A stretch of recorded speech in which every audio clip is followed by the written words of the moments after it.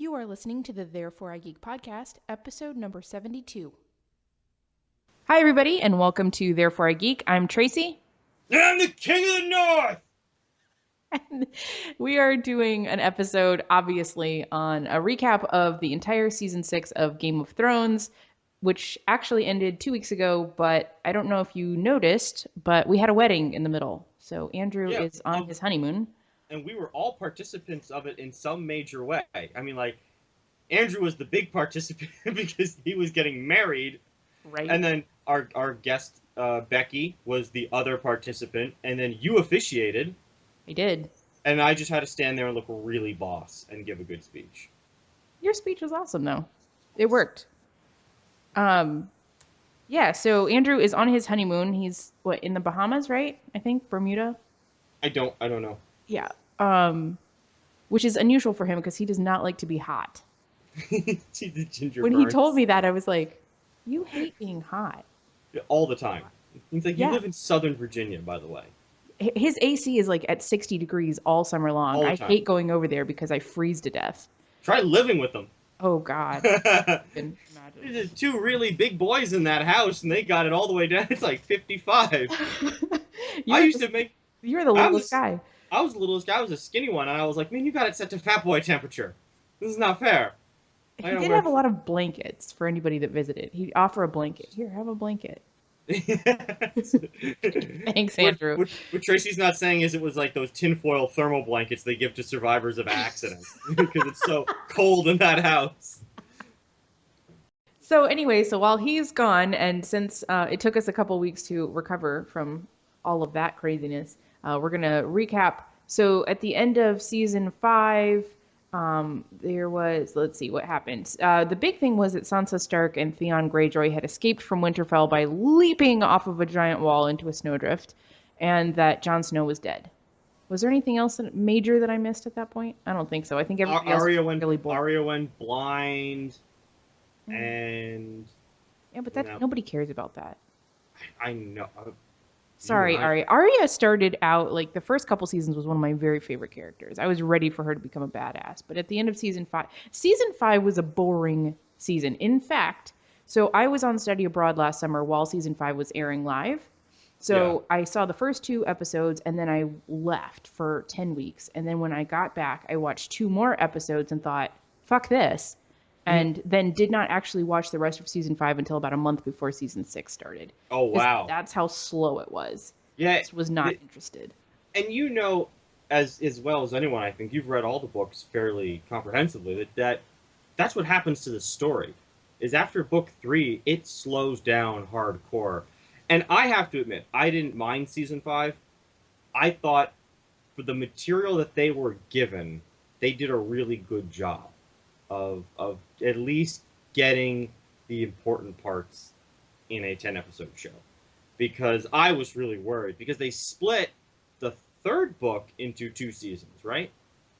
I believe so, but then remember that they also split 1 book into 2 in the book series. So That's right. 4 and 5 were supposed to be 1 book. They're 1 book, but so they just told the story from the point of view of like half the cast of characters, and they told the same stretch of time from the side. Nobody. It was. Yeah, no, that was rough. So I mean, I have to say, I walked away pretty happy from season 5. Season 6, I have mixed feelings about because on the one hand, I didn't like the way it began, and then in the middle, I got really into it, and at the very end, I went, oh, we all saw that coming. That's really my thumbnail review of season 6 is, okay, get to the point. Whoa, the point is awesome. Oh shit, this is really predictable. Well, yeah, but I mean, there was a limited number of places they could go after episodes. I think 7 and 8, maybe 8 and 9. Mm-hmm. I mean, they had sort of backed themselves into corners, and it was pretty obvious the direction. It's like, you know, if I can use this reference, shooting an arrow, I mean, after it starts arcing, you know where it's going to land eventually. Yeah. It's not going to go wobbling off in some odd direction. Should have zagged. So this episode, I actually did enjoy much more than the Battle of the Bastards episode that we did go into detail with, because it was just so... It felt rational, but at the same time, it did feel to me like it took a lot of chances, narratively speaking. What do you think? Are you just strictly episode 10? Strictly Episode episode 10, 10. we all knew Boom was coming, but Well, no, we didn't though. Cersei has had a. So first, before we go too far, I want to let everybody know if you haven't seen episode 10 of season 6, there are going to be some huge spoilers. Like we're not going to shy away from it. So cut off your sound right now and you go know watch for a it. fact.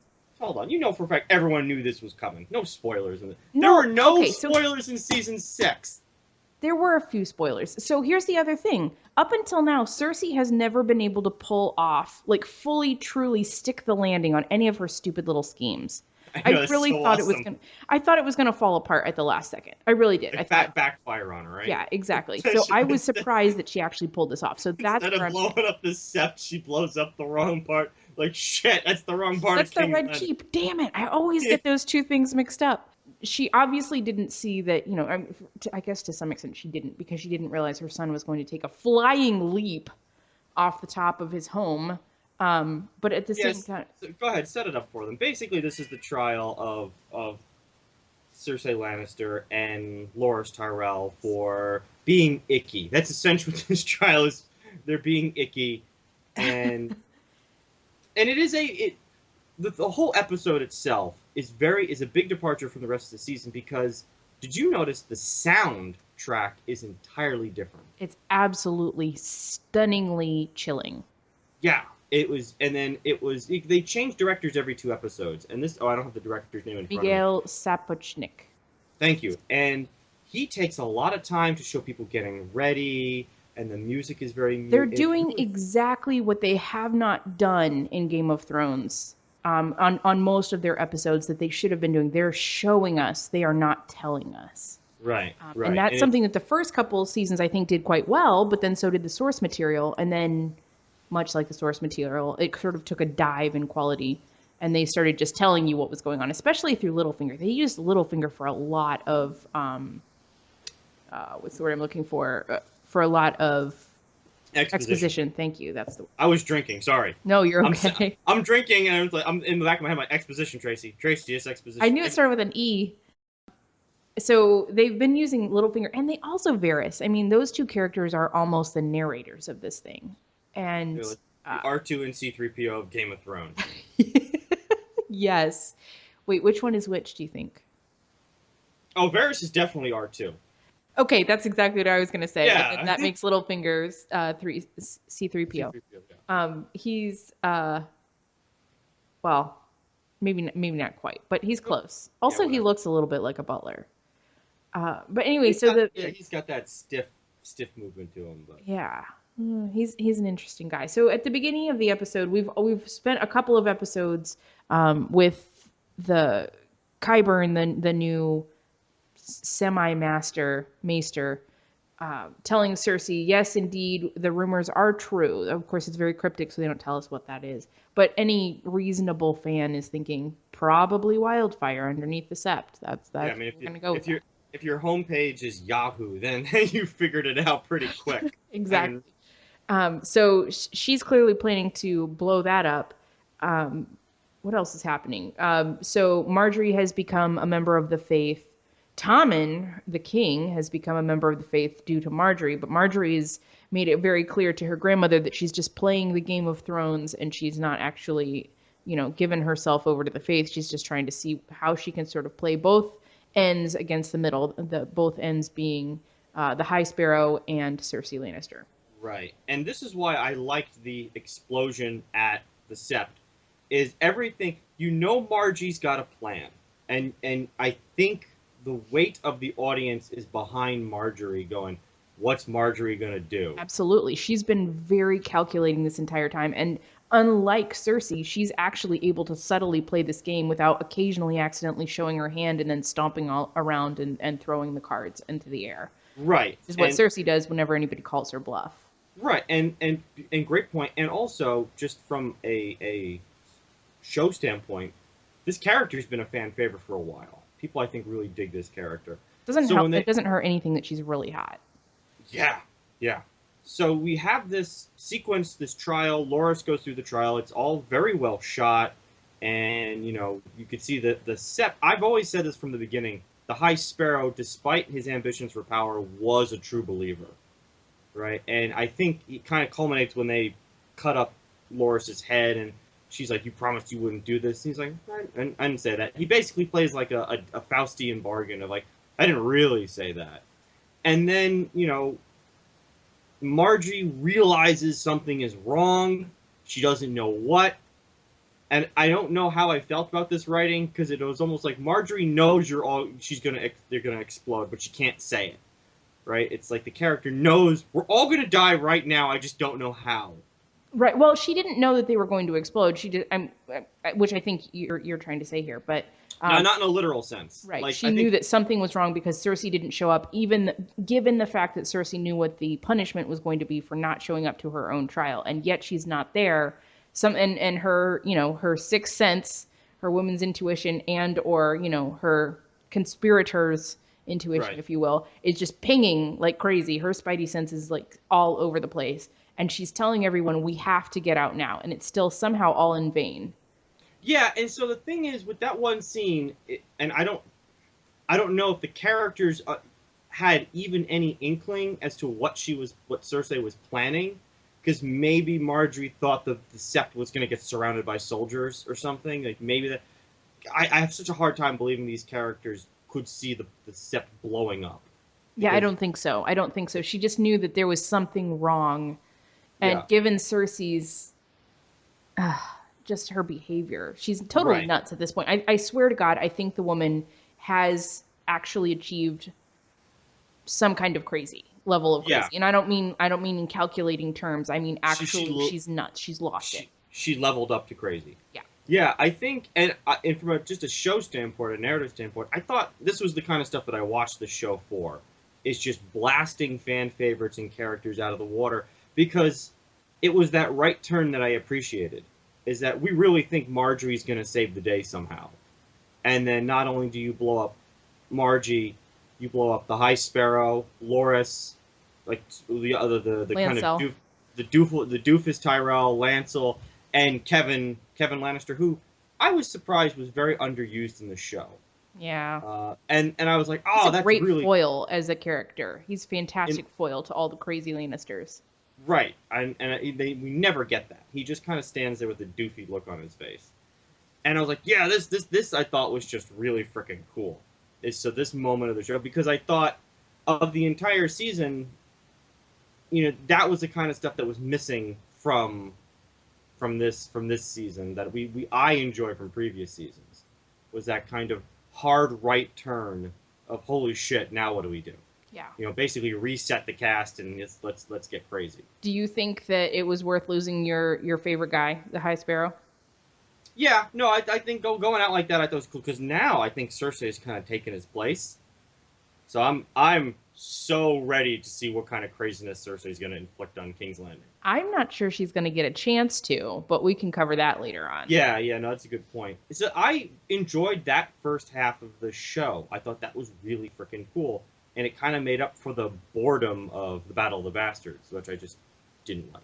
Speaking of boredom, so all of our least favorite people or most boring people met up Yeah, in Dorne I know. immediately after this, and I was just like, this is literally everyone I can't stand or who is boring or pointless or has no real power. Great. I'm so With the glad. right, with the exception of Lady Olana, Yeah. who Although who she base at this point is powerless as well. Everyone, right, the rest of her house is dead. I mean, she can't have any more kids. They're right. pretty screwed unless they can find a bastard running around somewhere. Well, unless they have cousins, I'm I'm sure certain that that they do, but her direct line is done. her direct line's done, yes, but they've got to have cousins. And I just love the shit talking she gave the Sand Sisters. I Thank just was God. like, yes. Because as much as you hate, Cersei or Arya, I hate the Sand Sisters. They are so stupid. They've just been poorly portrayed. I mean, they weren't super great in the books either. Don't Yeah. get me wrong. They have no ability to plan long term, unlike the man that they slaughtered a couple of episodes ago. From the Um, beginning of the season. was it right at the beginning? I thought It it was like was. episode 1 or 2. Okay, I didn't realize it was that far away. Definitely episode because we hadn't seen them in a long time, and there they are. Lady Olenna's wearing black, and she just shit talks the whole thing. She's like, let the women talk, and she's like, Shut up, little girl. I know. And then Varys shows up with the blood and fire thing, and it's like, Yeah. oh, okay, we get it. This is going to be a triple alliance. Is there? And essentially, they're just incorporating some of these sort of shitty storylines into the one big one, so we don't have to deal with them anymore. That was Sure. my opinion, and I think that was a well done piece. That with a stroke of the pen, these guys are sort of been incorporated underneath the Daenerys storyline. So essentially, what we're boiling down to basically three storylines. Yes. You've got Daenerys, you've got King's Landing, and then you've got the North. Well, That's it. yeah, yeah. No, it's true. So we were just led to believe that okay, when Daenerys shows up, she's going to have the backing of the Dorns, which I think everyone kind of felt was going to happen. But the It was. Dorns, from what I understand, you could probably back me up on this. The Dornish people are exceptional in defending their homeland, but going on the offense is something that they've never really been able to do. That's correct, and that kind of feeds into why what's his name, Oberon Martell had such a hard time going and I mean even avenging Yeah, his his sister. sister, Sister? wife. Wife. No, it is Sister. his sister. Yes, You killed sister my wife. I sister. mean, Prepared to die. It could right. have been his sister wife. Sister Honestly, wife. Yeah, no, this is could Game of definitely. Thrones. Totally.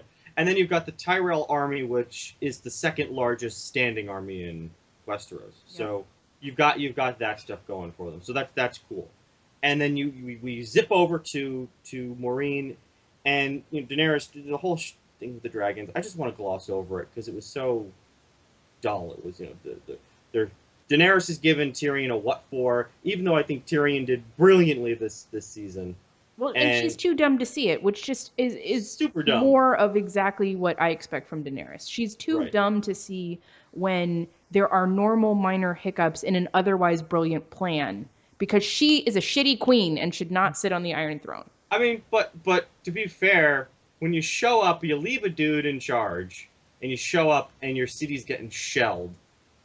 I have a hard time with like minor. I mean, that scene where Tyrion goes, aside from this, everything's been going really well, and boom, and she's like, really?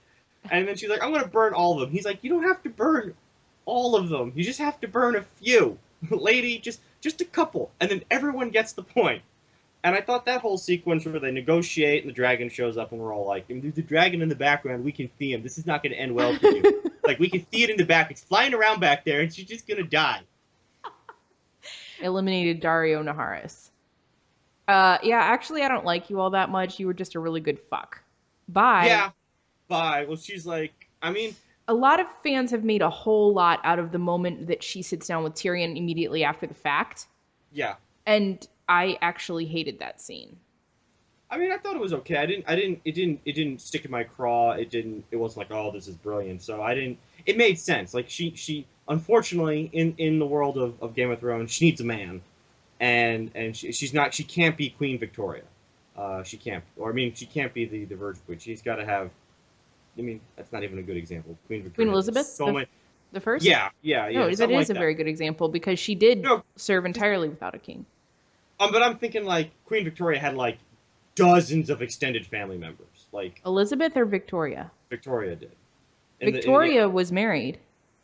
I know that's why I said it wasn't a good example. Oh, Elizabeth the First though is a fantastic Yeah, example. it's a better example. It said Um, Victoria first. Like, no, that's not good Oh, okay. because like all her kids were like the leaders of like Russia and Germany and Austria, and I was like, okay, no, that wasn't good. Yeah. But no, like she's got to have a man, and I thought Or at least she has to seem available, is what she said, which is Right. more of an Elizabeth the First thing, Right. where I have to appear as though at any time I can marry, so I can play these alliances. yeah, and then you had did the alliance between her and the Greyjoys happen in this episode? I believe it was Battle of the Bastards. That's yeah, we all saw that coming, and And that's where she got apparently half of her massive number of ships, which just sort of happened. Again, I'm sorry. I just that's real nitpicky, but I cannot stand that she just yeah, like. There are many things that I'm willing to say. Okay, they live in a magical world. Things are slightly different there. Shipbuilding takes a fucking long time, especially back then. Also, where did she get the wood? Like I know she's like in seriously, the desert. She lives in the desert. The Greyjoys live on the Iron Islands, which are stripped of wood. Where the fuck are they getting all this wood? I don't know, but I mean, this was another thing. Getting back to the bigger picture of season 6, where we're finally wrapping up the Iron Islands. Yeah. Well, we're We've finally wrapping up all these random little storylines. Arya is going back to Westeros now. She's been over in Bravos for so long. Like, finally, yeah. Oh. we're sort of consolidating. And that was, I think, both, and we'll have these older episodes up for you guys to listen to, but um, a big nitpicky thing with you and with me at the very beginning was we're all over the place. Why the fuck are we Yeah. still all over the place? And they've done a great job this season of wrapping all that up into 3 very nice, neat little packages. Plus a little bit of Sam over in Old Town, but we don't know where he's going. Yeah, that was kind of like, all right, I guess something's gonna come of that eventually. And yeah, so we get Arya finally over in Westeros, and apparently that she's this is the one thing I didn't like about the Arya storyline is, and I think you disagree with me on this, is to me it never felt like she truly leveled up in her Bravosian adventure. Mm-hmm. She just got her ass beat up by the blonde chick. You know, Dario never really trains her, never shows her how to fight, never teaches her really anything. She knows how to cut faces, and that's about it. Yeah. And I don't even remember seeing her do it. It was such a subtle moment. And she finally gets revenge on Walder Frey and his 2 kids in the most Shakespearean style possible. Which happens, 90% of that happens off screen.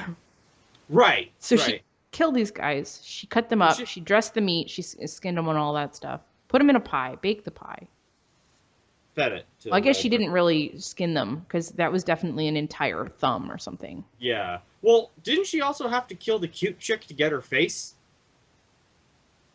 See, and that was never really explained. That's never explained because I'm sitting there going, who's the cute chick that she killed? Because that's the... Right, they get faces from people, so she just like, I'm going to find the hottest broad in the twins and cut her face off. It sucks on so many levels. Yeah, no, yeah. I agree that we didn't feel as though, again, where they were trying to tell you, not show you, oh yeah, she's real badass now. Okay, we're just supposed to just take that? Yeah, that was even though she's just been sort of blind for... The most she learned to do was fight without her eyes. With a stick, not even with a sword. Just a stick. The whole Arya storyline of season 6 was super disappointing. Bad execution, bad writing.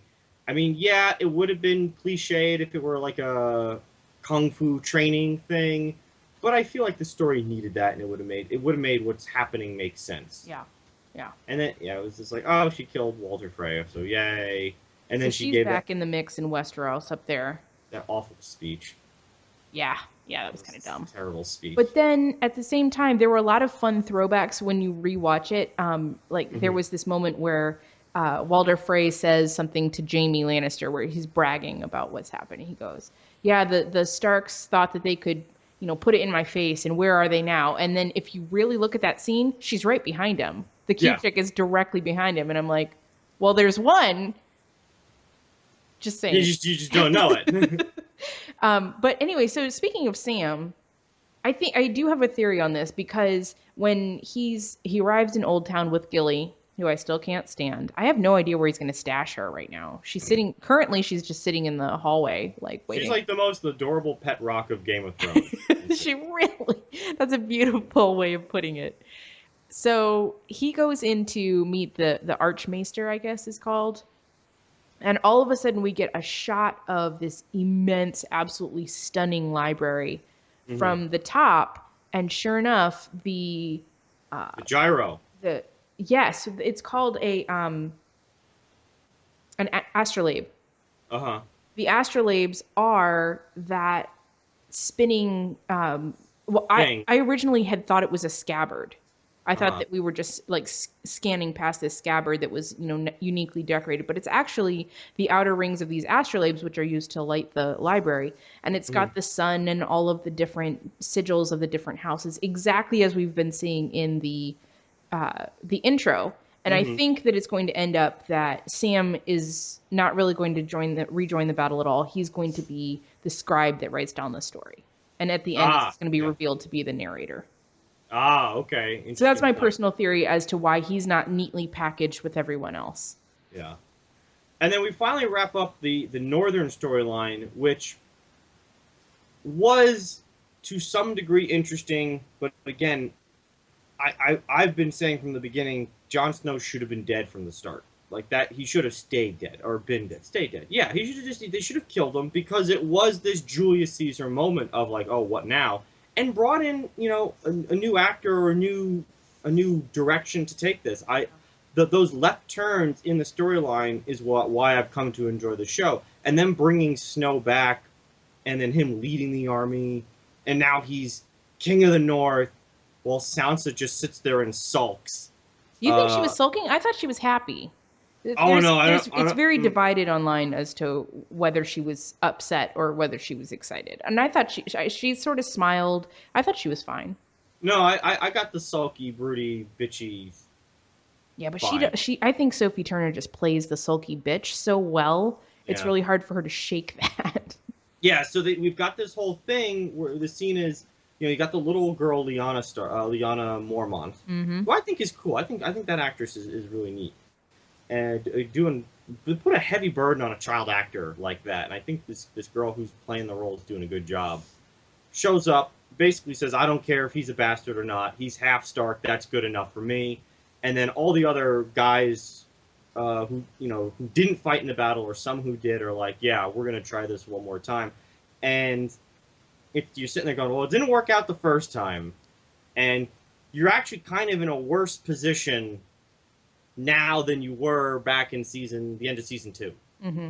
Or Well, beginning of it's season. winter. Winter is here. There is now Right. a white raven has come from the Maesters at the Citadel. So it's wintertime. It's fucking freezing. Hope you have enough stores in your warehouses. How are you going to actually keep supply lines if you want to march on anything? I mean, Right. are they? So here's the question: are they going to march on anything, or are they just going to sort of sit in their castle? Because that was the war of the Nine Kings, 5. or the Five Kings. Sorry, War of the Nine Penny Kings is what I'm thinking of. That's a different war. Yeah. Different. War of the Five Kings, they were all sort of battling for who was going to be in charge. Now Right. they're not doing that. So it sounds like they might be able to just hole up in Winterfell and say, well, the North is ours. And the only thing they have to ever do is defend if the Lannister army ever marches north, which it sounds like the Lannister army is going to be a little busy. Yeah, right. Yeah, that's the thing. So the political situation in Westeros is not much different from the immediate aftermath of when Ned Stark got his head cut off. It's the Lannisters control the center. They have Lannisport, King's Landing, and we would assume Storm's End, the Baratheon territories. They have control of those. The Tyrells are like, to hell with you. The Dornish people are to hell with you. The Iron Islands are still technically declared their independence. They have no authority over them. And the North has redeclared its independence. Right. And now it's winter. So, from a strategic point of view, you wouldn't want to march south. You don't have there's no way you're going to. And the Lannisters aren't going to march north. No, so at this point they could just chill. Chill, yeah, no, absolutely, because that's that old rule. Rule number one: do not march into Russia during winter. Yep. Rule number 2: see rule number 1. We've tried this a few times. It doesn't work, guys. It never works. So yeah, I really what we're talking about. Oh, and I guess we have to do the big reveal, the big non-reveal. I almost forgot about it because it was so insignificant to me. Is yes, Lyanna Stark is Jon Snow's mom. Like, are we settled on that one? Yeah, we're pretty settled. I mean, they zoomed in on the baby's face and then they faded into Jon Snow's face. So I think that was about as much. At some point, Bran is going to, I guess, tell him. So let's. I mean, unless they throw us for a massive loop, which I kind of hope they do, and they show us another baby. You know what I mean? Like, we get another baby, we go, fuck. Now what? Yeah, that would be cool. I don't think it's gonna happen. I don't either. Unfortunately, this is one of the fan theories that I never loved, because I think that it's people jump on this bandwagon as though Lyanna Stark is just this wonderful, romantic heroine, and that Rhaegar Targaryen is this, knight in shining armor. Okay, so there's 2 ways this could have gone. She's a hoe. Either she's a hoe, engaged to Robert Baratheon, and runs off with the blonde guy, or he steals her, stashes her in Dorne in a tower, and rapes her until she's pregnant, and then lets her die in childbirth. Like, Right. There's only those two options. So either way, these are two horrible, horrible people. Which is fine, because again, you and I both know I'm all on board with horrible, horrible characters. I love it. We got one of these days we got to do a discussion talk on that. But just I love horrible characters. The other thing is, Rhaegar's wife seemed totally chill with this. She's like, okay, that's cool. You want to go do thing? Oh no, she was totally pissed off when he laid the Oh, was rose she? of whatever. Oh, So okay. this whole thing started when he was in a tournament and he caught sight of Lyanna Stark over there. And so he won. And when he wins, Right. he gets either, I can't remember if it was a single rose or it was a wreath of roses or a bouquet, something. Anyway, it had to do with roses. And what he's supposed to do is go then crown or present the queen of the tournament. So the guy that Right. wins everything Right. gets to choose the queen. He's married. He has Mhm. two children with his wife. He Right. rides right on past her and drops the stuff in Lyanna Mormont's lap and gives her like the the Stark. Rhaegar Targaryen. Oh, sorry, yes, Lyanna Stark. Right. The Targaryen smile or whatever. Right. And she And goes, "Oh my Elya's god, like, so, really?" and remember that Elia, his wife, Right. is Oberon's sister. Right. That's who was killed by the mountain. Right. But she's also Dornish, so I always thought the Dornish people were kind of like, She might have been okay with it, they'd maybe, be like, yeah, whatever. but I would have Okay, been fine. pissed. I can tell you that. Yeah, you'd be like, I'm the freaking princess, damn it. Yeah, Or you married queen. me and I gave you kids. Like if I'm married to you, okay, well, whatever, like I wouldn't just roll my eyes and move on, but it would Right. be a lot less stressful than if I gave you kids. Like seriously, do you know what goes into childbirth? No, you don't get to go cheat on me now. It's like I gave you kids, and now you're going after this teenager. I know, fucking Rhaegar. How old is she? 15 in the books? Yeah, 16? between 15 and 16, I think. I know Really in the movie, young. I know in the show she's got to be like in her early 20s. Yeah. But like in the book, she's like 15. Yeah. And you've been 15. I know I've been 15. Right. Crushes at 15, you don't really want to act on those. They don't end well. No, never do. I Never mean, do. the truth is, crushes at 15 tend to end the way they ended for Lyanna, with pregnancy, pain, and dying. That's usually the way they. That's not how Dying you of blood expect. loss. Yeah, dying of blood loss, but usually pregnancy. It's usually pregnancy. That's the way, especially in the South. But it's usually, yeah. So I think it's pretty clear that it's going to be John. That's Yeah. Lyanna's his mom. His parentage is definitely Lyanna, whether it's also Rhaegar, and I'm assuming if Arthur Dayne, the Sword of the Morning, the White Cloak, is guarding it at the behest of his prince Rhaegar Targaryen at the Tower of Joy, which is Rhaegar's tower in Dorne. The dad is also Rhaegar. So Yeah. And then I guess the whole idea is we're setting up for Daenerys and John to. get it on. I don't know Do though. it. I don't know, but that makes her his aunt, which to me is even creepier than siblings. Well, they'd be half, but they would Nope. technically be half, Nope. right? Rhaegar It's- and Daenerys are siblings. They got the same If dad, right. So if right? Different Rhaegar, mamas, right? Yeah. Wait, Daenerys? Daenerys No, that's and right. Rhaegar That's right. are full siblings. So Oh, if that's right. That's right. Jon is Rhaegar's son, then that makes Daenerys his aunt, which is Oh, again yeah. to me a little creepier than siblings. It happened. It happened in Egypt. It happened in Greece. Yeah. It's normal, but it's still. But they're like this. They're the same age. Yeah. So that means Rhaegar knocked up his wife around the same time he knocked up Lyanna, right? No, Rhaegar's wife had two. Oh no, that's right. You're right. Yeah, no, I think Okay. Daenerys is a little older than Jon. Like maybe 5 or 6 years, not much. Wait, no. Shit. Now I gotta get all this crap straight. No. So Because remember, Daenerys' mom is the Mad King's wife, right? yes, Yes. So she would have had to have already been born because at the point when Lyanna is giving birth, Jaime war's has basically already over. killed Aegon. right, and so Daenerys' mom is pregnant. The Oh, war's she could. over. That's true. I forget. She could be Yeah. pregnant too. Yeah. Yeah, she was real small when they had to flee. I know that much. Right. Anyway, so that's that whole. So here's a So bizarre. quick question to jump into another section. What the hell Yeah. is going on with Bran, and how does all of this stuff that's happening to him feed into the story? Where's that going? Because that's the one section where I don't know. No, I don't know either. So he's like, I assume he's trying to get south of the wall. That's what it seemed like. But he's branded, and that's what allowed the Night's King to get into the three-eyed raven's hole, his little cave there. Right, and that's actually a good point because Benjen says towards the very end of the episode, "I can't cross the wall because of the magic's powerful magic that stops me." One can guess that that powerful magic has also been stopping the Night's King from crossing the wall. Yep.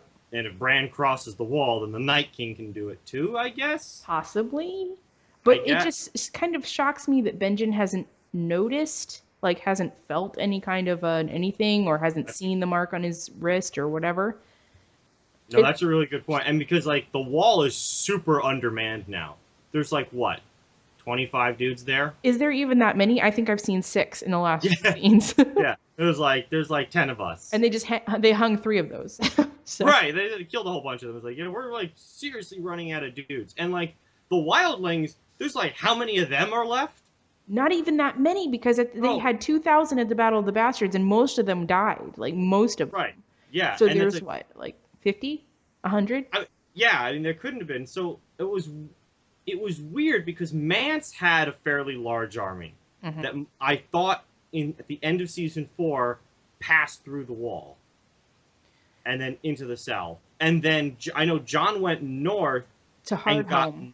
to get more of them. But maybe I'm wrong. Maybe that army of Mance was the people in Hardhome were the people who fled when Stannis crushed Mance at the base of the wall.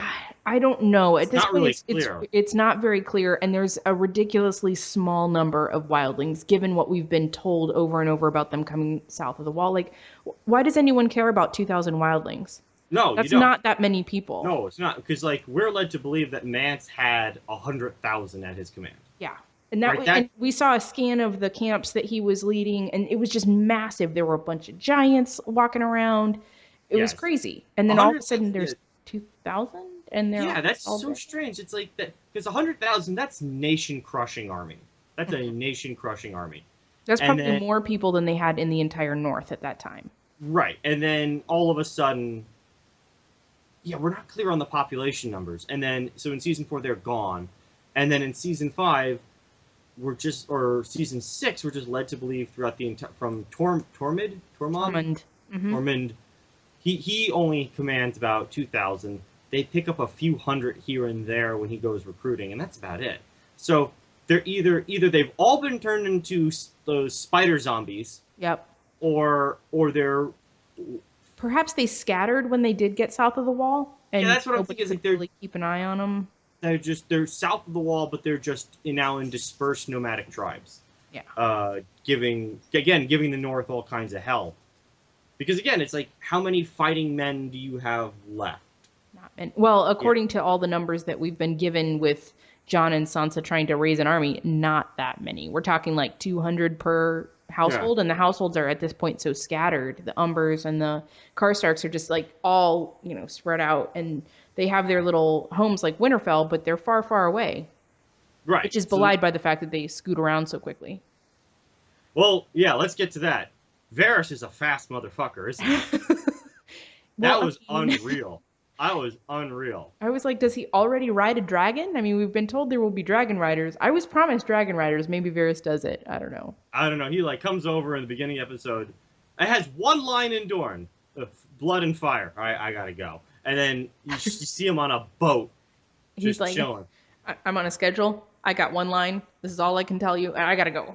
I gotta catch the Right. boat. That was nuts. And I guess this is the moment the fans have been waiting for since the end of season 1 is Daenerys crossing the ocean Yeah. to come to Westeros. That's what everyone's been waiting for. Finally. Oh my God. This we've been waiting for what? Since season 4. Well, Maybe yeah, I since mean, but season 3. really since the end of season Since 1, that's what yeah. they've been setting Well, up. yeah, she's been talking about it ever since season 1. Like, But do you think she's kind of got the moral authority now? I mean, in the storyline is she says, "Oh, I'm going to take what's mine." Is Westeros really yours for the taking? I would say no, not at all. I mean, it's Mm-hmm. kind of like the Israelites going down to Egypt and being there for a couple hundred years, having a Mm-hmm. bunch of babies, growing to a large nation, and then, God comes down and says, "Set my people free, let them go back to their homeland." They move back. There's a lot of people already living there. Yeah, there's folks already there. Yeah, like it's been a couple hundred years. There's some new, settlements coming in and moving in. Is that your land? And it's a question that humans have been asking each other for a long time. If you leave for a really long time and other people come live there, is it still yours? If you're not Yeah, even the same generation of the people that left, is it yours? yeah. I mean, at least she's the same generation because her overthrow, her family's overthrow, is within living memory.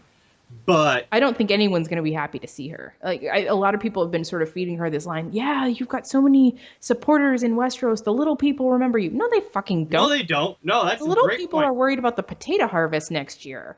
Right. That's a really good point because the only people who are really looking forward to seeing her are the Tyrells and the Martells because they need someone to take down the Lannisters. Exactly. Because the Lannisters are basically now in between the anvil and the hammer, And most of right? the other houses have had their heads removed. So at this point, it's the next generation of young people who don't remember the Targaryens at all. No, that's a good They're point. just kids. I I mean, mean, let's the say that Sansa and Jon are not trying to become, king and queen in the North. They simply don't remember the Targaryens at all because it didn't right, happen in their lifetime. right, or their life had just began when the Targaryen Exactly. reign ended. That's a really really good point. And also, just keep in mind, I had a point about this is that she shows up. She's like, "This is all mine." Her supporters are just people who want to take care of the Lannisters, right? That's really it. And it's like, oh, I'm the queen now. Oh, great. Well, Yeah, yeah. What now? Are you that good? I mean, your track record's pretty shitty. right, The only person that was actually able to fix your mistakes was Tyrion. right. And then you got, and I mean, I guess the wild card in all of this is again one of my favorite characters, Baelish. Where does he play into this? Because Yeah. I'm waiting for him to throw a wrench into everything. I don't know that he can. I think that all of his plans were a little interrupted when, his dream of the redhead sort of walked away from him in the Godswood. For now, He seemed pretty upset about that, and he seemed pretty pissed. Speaking of sullen people at the King of the North meeting, he hmm. seemed pretty pissed off in that corner, just sort of glaring at the two. Well, yeah, that's a good point because I had to get reminded in season 5 or 4 or something like that. He asked Cersei, "I'll give you the North back if you make me warden of it." Oh, I always thought it was really weird because Bruce Bolton was the warden in the North and he was loyal to the crown. But then I guess that was all because they married off Sansa and whatever. I don't Well, remember. no, Roose Bolton was a Lannister man ever since he killed the Starks. Remember Right. that was the Yes. big um, Reveal. Right. that was the beginning of his time there, and that was mostly because honestly, Roose was one of the most calculating and the most clear-sighted characters. I didn't love his bastard son, but as a character, I thought Roose was really cool. He saw Yeah. through Rob's claim to the Northern Throne and said, this isn't going to work. I already know it's not going to work. What's the best way that I can keep my family safe and possibly move up in rank? Right. Well, let's make a treaty with the Lannisters and the Freys. We'll take out the young wolf, and then I'll be the warden, and I'll marry my son to one of the Stark girls, which in the books was not an actual Stark girl. They just found a girl and pretended she was one of them. Yeah, that's always a strange calculation because maybe you can explain it to me. He marries his son off to Sansa, or in the books, presumably Sansa. He had to have expected backlash. That's the part I don't get. What was his plan there? I think that he was hoping she would get knocked up quickly enough that now his grandchildren are also Stark children. Right. So at that point, are you real? You're sort of conquering, but you're also sort of marrying in at the same Yeah. time. Like you're doubling your legitimacy. So the Hmm. the crown is going to recognize you, and so honestly, are the say the Mormonts. The Mormonts seem to be the closest allies of the Starks right now. Are the Mormonts going to be pissed off that one of Ned Stark's grandkids is also Roose Bolton's grandkid? Probably not. Right. Yeah. In the long run, they're going to say, okay, this was kind of a shitty thing, but it's still a Stark. Still a noble house. Yeah, exactly. Yeah. I mean, I again, it's interesting. I'm looking more. This was kind of a down season for me. I'm looking forward to season 7, and now I'm hearing season 7 is going to be a full season now, Have you been up on this news? I have not heard that. I just heard that it was going to be delayed I because heard it's yes. winter in Westeros, and so they can't film during the summer like they have been. So they have to Right. film during the winter, and that's gonna require a lot more logistics, especially if they're filming in Iceland still. Good Lord. Iceland in the Ugh. winter? Ugh. No, thanks. No. Ugh. Iceland. I they Iceland in the summer is cold. I went to Iceland last year yeah. and it was July 23rd, so not that far from now. And you know how hot it is here? The high that day was 58 degrees. The high. Jeez. We were walking around with gloves on. Like it was insane in the middle of July. No thanks. I'll take Southern California. Yeah, No exactly. thanks. I'm good. So that's That's going to be cool. fun. I think it's going to take them a lot longer to film. Not just that they have to wait until winter to film, but it's also going to take them longer just because of winter logistics. Let's just hope it doesn't go as bad as it did for the Revenant, where they had to they start in Canada and then had to go to like the Andes to finish filming. Oh my gosh. Yeah, I hope well, we'd be waiting an extra year at that point, I think. Yeah, thankfully they're not filming with just natural light. Yeah. That's well, so we got 11 months to wait. Yeah. How do we I kill the actually time? I liked season 6 a lot. You did Well, okay. maybe we'll get another book in the next year. Ha ha ha ha ha ha ha ha ha. That's never happening. Yeah, not happening. I really don't believe we're going to get any more books. That's my firm belief. Oh, you're going like full on. He's done. Yeah, oh, I He's think he's very done. I think that he's messing around here and there, but he's enjoying being a celebrity. He likes doing all the celebrity stuff, and he doesn't actually want to work anymore. I mean, look, here's my other thing, and this is just me being practical, so ignore the fact that it's also somewhat insulting. The man is enormous. He clearly has no self control. Like, he yeah. does not believe in limiting his fun. And I mean, gluttony has been, I mean, for centuries, people look at a fat person and say, okay, they have no self control. That's very true with him. Even if he were ill or had some other issue, he would not be that fat just from that. He does not know how to limit his intake of sweet stuff. So it makes me really question his ability to sit down and force himself to work. Actually, speaking of, I'll throw in the show notes, I'll throw an interview that he did with Stephen King. Oh, I heard Yes. about this. Yes, in which he asked Stephen, how do you get your stuff done? And Stephen said, I sit down and I make myself write 6 pages every day. And George does that annoying laugh that he does. And I'm like, shut up. Why are you laughing? He actually has some self-discipline. Yeah, Novel idea. I was funny. When we were at the Phoenix Com early last month. I was walking around with Andrew and a bunch of the guys, and I was like, at first I thought there was a bunch of dudes cosplaying as George R. R. Martin, and I couldn't figure it out until I realized it's a bunch of fat dudes with beards. That's really what it is. A bunch of old fat dudes with All it beards. takes is a pair of suspenders and one of those little derby caps, and you're done. Yeah, and that's it. It's just I don't know. Maybe you're right. I heard that I heard people on internet memes like, oh, I'll just have some nerd finish the story for me. I mean, you know what? More He power said to him. before that he wouldn't. Yeah, I mean, I used to be really mad about it, and I just don't begrudge him. Like, okay, you got fame. You're walking to the bank with your millions. Like, he bought an old film theater down in Arizona somewhere, and he does like, these special film, kind of like the Narrow, I think it is. It's a historical film house or whatever, and so he Yeah. does these shows, and occasionally he'll go down there and he'll introduce one or whatever like that. Like, dude's retired essentially. Arizona or back in New Mexico? It might be New Mexico. I'm sorry. It's Is down there in the desert. I don't know. Yeah, it's New. I think he's in Albuquerque or something like that. Yeah. Why the hell not? Yeah, and it's fine, whatever. And honestly, if his writing had still been at the quality of books 1 and 2, I would have said, "Oh man, that really sucks." But the last few books were shitty. I'm not gonna lie. So You really you just think it's time I to think it's done. Yeah, finish it up in the show and just move on. exactly. Yeah. Oh man, I mean, as a book fan, are you okay with that? Do you think most book fans would be okay with that? I think most book fans are. I think you've got a few stages that people are in right now. Like a lot of people have moved past the waiting for it to actually happen. You've got a few people still in the angry phase. Those are the people I think that have been waiting since the early 1990s for the next book. Right. I think you have a few people that are sort of in this. Okay, well, I've come to the calmness. Waiting. I'm going to be patient.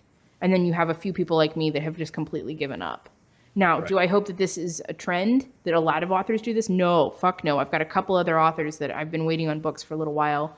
One of them is Patrick Rothfuss, who's another asshole in real life, but he can write. So I'm hoping for his next book pretty soon. And the other one is Scott Lynch, who is actually a really sweet person. I met him at Phoenix Comic Con a couple of years ago.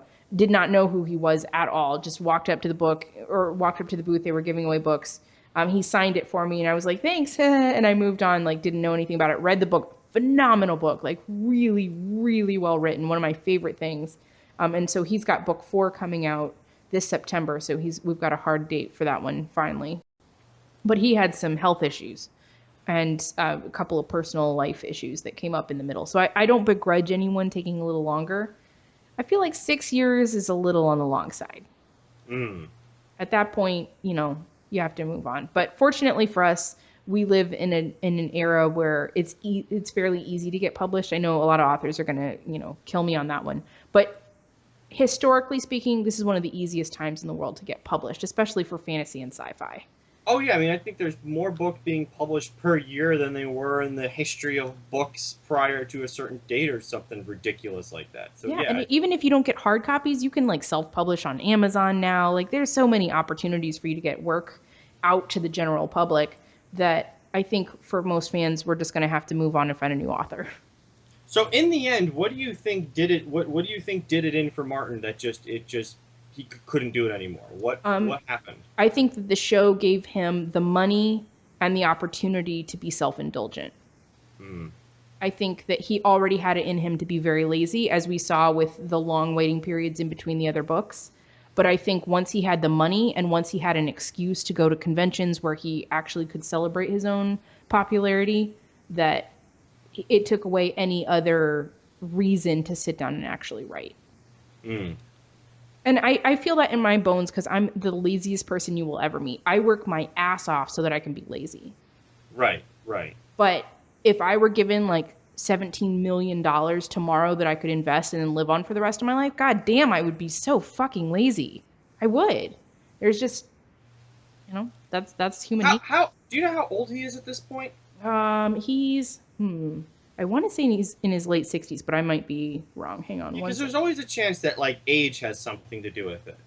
You know, there's that moment where people are really creative at a certain point in their life, and then for whatever reason, it seems to leave them later in life. And maybe you're right. I can't say one way or the other. I'd just be speculating. But maybe his drive and ambition and creativity just isn't there anymore. It's just maybe the project. I believe if I remember correctly, he only wanted to make this a trilogy, and it kind of got out of hand. As And happens. yeah, He and didn't have a good editor either. Like there was no one just chopping his work and being like, George, skip this storyline. Like, why are you introducing a new character here? Stop. yeah, There was no one telling him that. He's 67, by the way, so he's well past the age of retirement. So yeah, you may be right as well. It may be sort of this contribution that, oh, okay, I've worked hard for most of my life. It's time for me to chill now. yeah, yeah. It could be. I mean, you know what?